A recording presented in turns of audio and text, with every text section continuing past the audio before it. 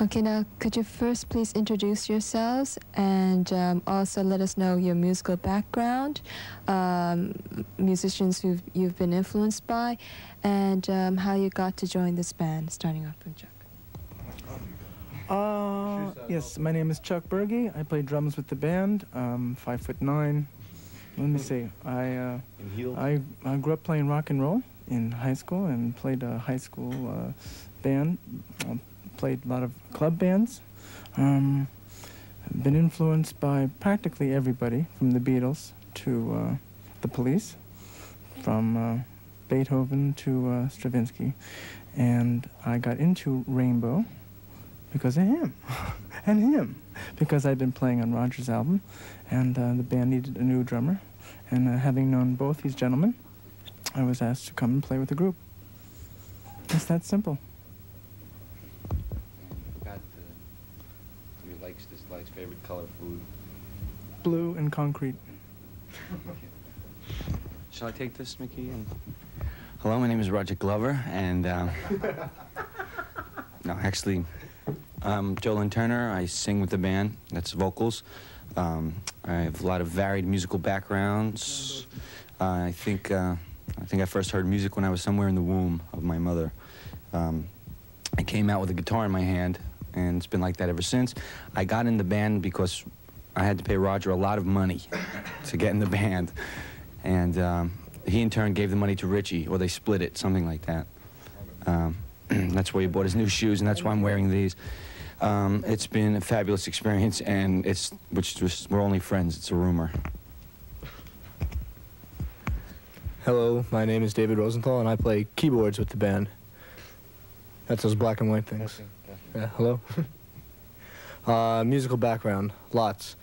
I've been playing all my life, and I graduated from Berklee College of Music, and I played in numerous club bands. I'm influenced from everything from rock to classical, and I play a lot of classical piano as well.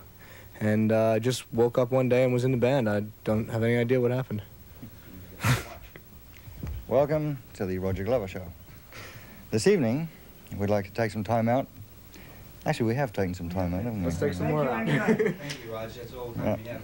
Well, what am I? Bass player? Yeah. Extraordinaire. Producer. Various backgrounds. I like sushi. That's all. And we heard that Richie doesn't like to be interviewed that lot, so that leaves a lot of mystery about him. But what does it feel like, you know, working with Richie? Well, I've probably worked with him the longest. I've known him for, shall I take this? I've known him for about 12 or 13 years now. And he is probably one of the most difficult people I've ever had to work with. But that is also balanced by the fact that he's probably one of the most gifted people I've ever had to work with. So, all in all, I'd say it's been a pleasure, even though he's a little odd. I mean, he is moody. Would you say he's moody? Moody. No? He's a moody guy, but when you get to know him, he's actually a very nice guy. And the reason that I'm still with him is basically because I like him. He's not really such a stranger to us. I think in the eyes of the world, in the eyes of press and the media, he's presented as some kind of terrifying figure, which is something that I don't think he takes any trouble to dispel. He kind of likes that, I think. Thank you. And I'm sure you've been here a few times. Has anybody been here for the first time? No, first time, no. No, everybody's been here before. And so we'd like to ask you, well, this is a conventional question, but your impression on Japan, but how perhaps it has changed over the years. That's a good one. Oh, how much time do we have to answer that question?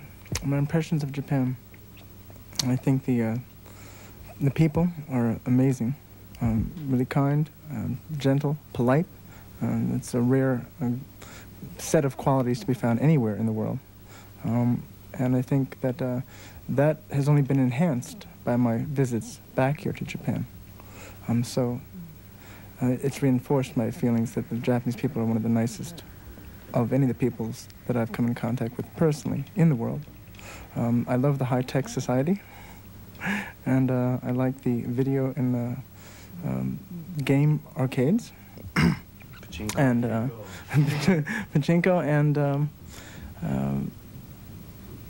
I really haven't seen all that much of the actual countryside, or the country outside of the cities that we play. So I'm actually waiting to see that aspect of Japan. So I don't think I should comment any further, because I really haven't seen any more of the society or the country in general than the cities. I'd like to add that working with the Japanese crew and everybody that works for us is fantastic. They're very efficient, very hard workers, and they're really a pleasure to work with. Well said. That's about, yeah, that says it all. And what about the Japanese crowd? The best. Also polite. Well, I think they're very polite. They're sometimes too polite. It's interesting to note how different crowds react all over the world, from Sweden to Japan, you know, for example, or the antithesis like Germany, where they're all banging their heads, going crazy. I would say that they're the crowd is a reflection of the society, and it's their discipline, yet they feel a lot. You can tell that they're right there.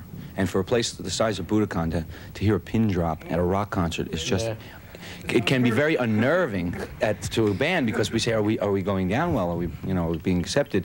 But once you're here a few years in a row, you start to realize that that it's just love and respect, and that they're right behind you all the way. And they are one.